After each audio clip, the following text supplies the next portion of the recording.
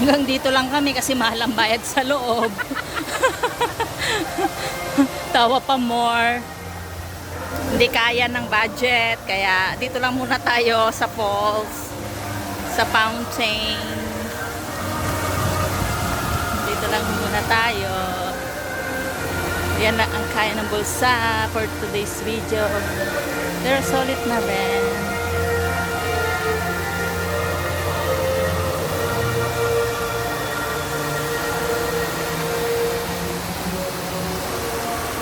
Doon sa loob. Kasi sobrang mahal. Hindi kaya ng powers.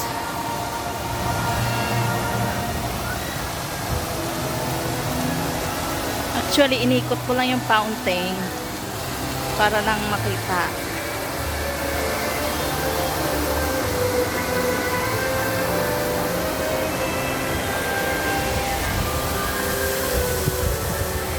Ay, hindi pala pwede.